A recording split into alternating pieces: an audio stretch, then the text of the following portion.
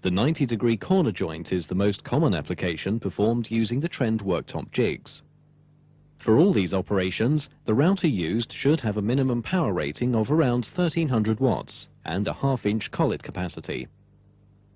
The first stage of the operation is to fit the guide bush assembly. A trend sub-base set is used, consisting of a sub-base, centering pin and a 10mm guide bush used for alignment. The centering pin is inserted in the collet of the router. The sub-base, with the 10mm guide bush fitted, is located over the centering pin. This is fixed to the router base plate to ensure precise alignment with the pin. The 10mm guide bush is then removed and replaced with the 30mm guide bush. This is the size needed to work with the jig, along with the half-inch diameter cutter. The centering pin is also removed. The cutter used here is the replaceable tip model. A new solid carbide tip can be inserted in this cutter when necessary, making it very economical for continuous use.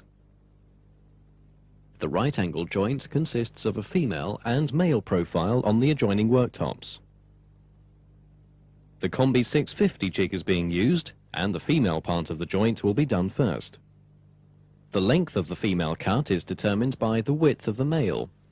To set this length, location bushes are inserted in the red dot holes in the jig. These are held securely in position by the rubber O-ring on each bush. The length stop is fixed loosely in place at the back edge of the jig. The jig is then laid across the worktop, and the stop is tightened. This traps the worktop between the red dot location bushes and the stop. The location bushes are then removed, with the stop fixed in position. The bushes are then inserted into the green dot holes, which are used to cut the female joint. The bushes are placed against the post form edge, with the stop on the cut edge of the worktop.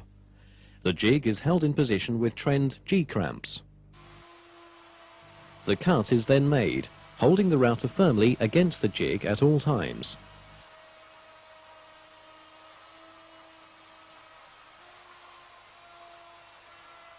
The depth of the cut is about 8mm in each pass. To ensure the laminated surface of the worktop doesn't chip or break out, the direction of the cut should always be into the post form edge. Once the female joint is cut, the worktop should ideally be placed on the units.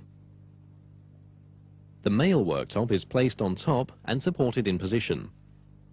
A pencil line is drawn round the female cut, marking the position for the male joint. Because of the offset between the cutter and the guide bush, the cutter path is 8.5mm over from the edge of the jig. A line is drawn on the worktop to mark this offset, ensuring the cutter cuts along the first line. To cut the male joint, the length stop is removed from the jig. The location bushes are moved from the green dot holes to the red dot holes. The jig is positioned with the location bushes firmly against the post form edge and aligned against the offset line. The jig is now clamped, together with the waste material, which will be cut free.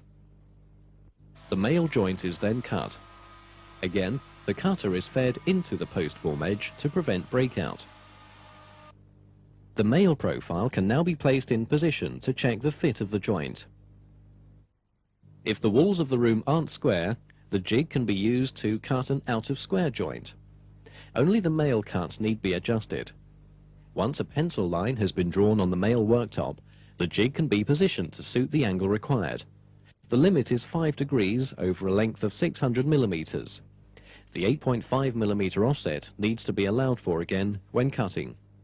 The next task is to cut the recesses for the panel butt connectors. The location bushes are inserted into the yellow dot holes to use the recessing template feature. The end stop is located so that the first recess is cut approximately 150mm away from the post form edge. The same cutter and guide bush combination are used with the recessing template. The bolt of the connector should ideally follow the center line of the worktop. With this 40mm worktop, the depth of the cut will be 28mm. 2 panel connectors are used. The same operation is carried out on the female worktop. The position of the stop is marked. The stop and the location bushes are now moved to the other side of the jig. Where support directly beneath may not be possible, the joint can be reinforced with a biscuit joint.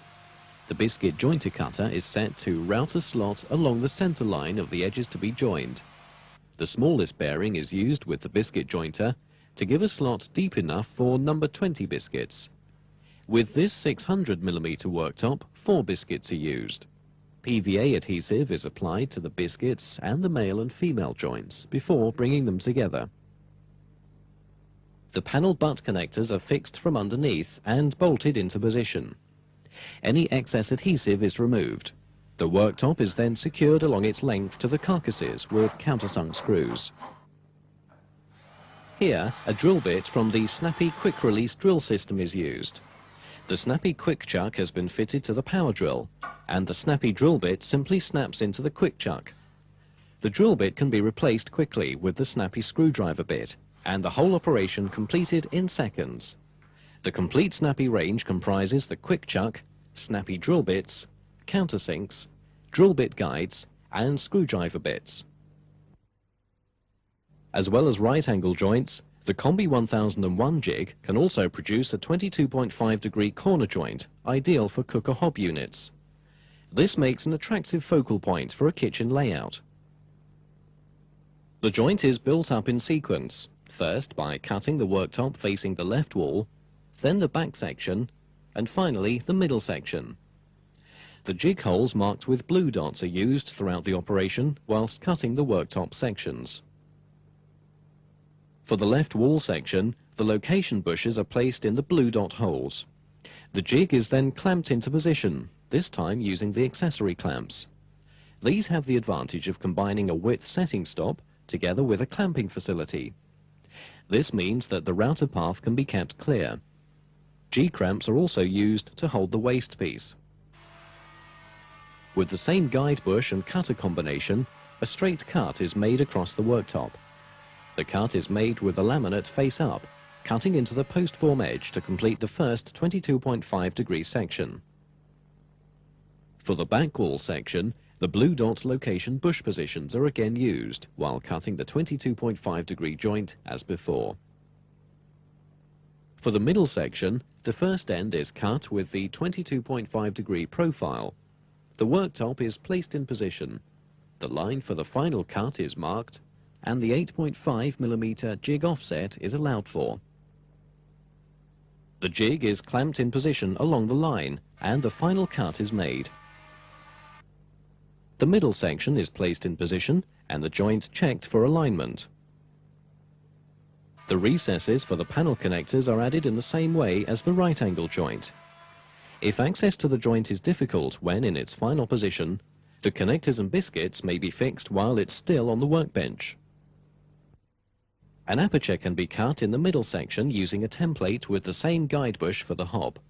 The same technique can also be used to cut an aperture for the sink. The cutter follows a clockwise direction when cutting with a template, giving a perfect fit. In some Mitre Corner locations, the width of worktop may mean that a triangular section needs to be filled at the rear of the corner section. It's usual to make a feature from the gap by creating a raised plinth in the corner. The Peninsula feature can be created using left and right-hand right-angle joints. This connects 2 sections of worktop to a third section at 90 degrees, or like this, as a freestanding length of worktop. The end of the Peninsula section can be finished with a curve. The Combi 1001 jig provides white dot location bush positions for creating this effect. The Combi 1001 also allows 2 other similar edge finishes to be applied. The first of these is the corner radius, which is produced by using the black location bush positions. The other type of end cut is a simple 45-degree finish, which makes use of the grey location bush positions. The cut edges of the worktop are finished with strips of laminate, fixed to the worktop edge with impact adhesive. Trend post-form worktop jigs, cutters and accessories are not only for kitchen fitting. They are also used for fitting out hospitals, schools, laboratories, restaurants and other demanding contract applications.